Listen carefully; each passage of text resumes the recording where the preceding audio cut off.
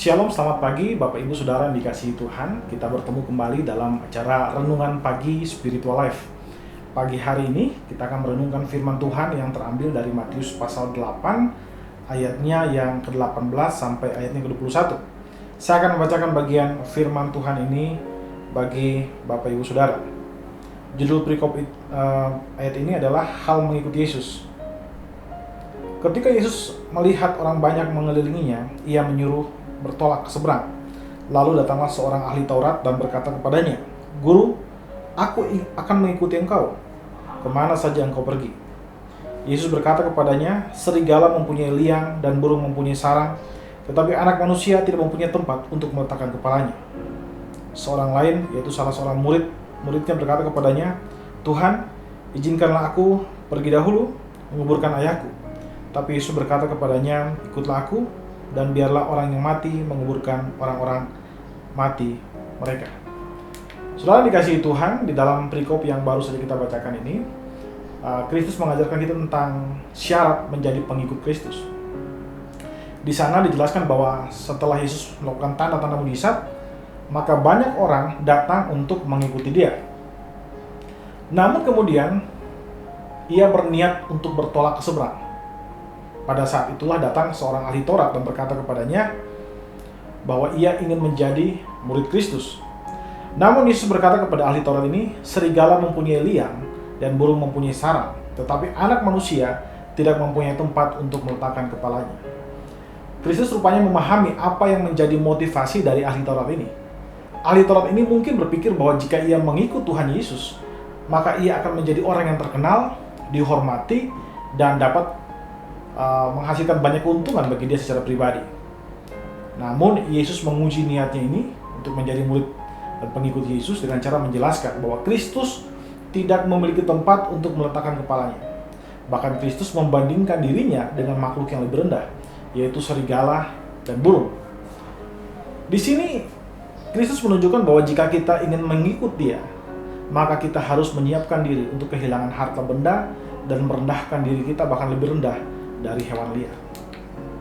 Seorang pengikut Kristus yang sejati adalah orang-orang yang mengikut Kristus, bukan karena dia ingin mendapatkan apapun dari Allah, tapi karena dia ingin bersama Allah.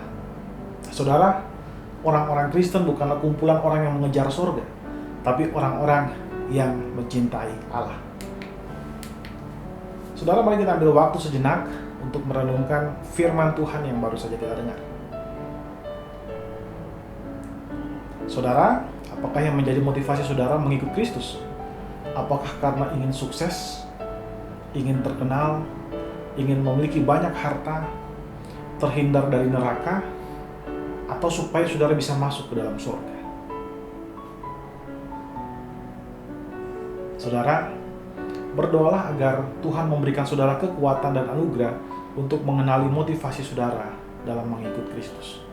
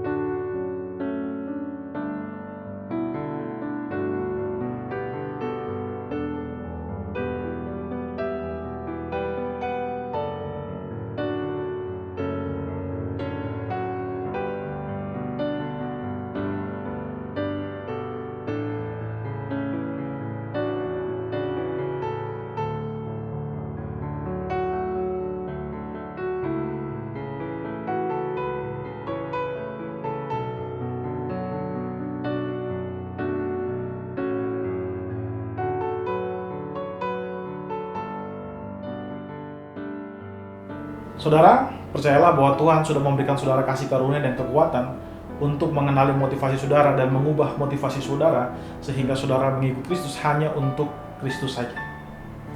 Kita berdoa. Tuhan Yesus, terima kasih buat firman Tuhan yang baru saja kita dengar.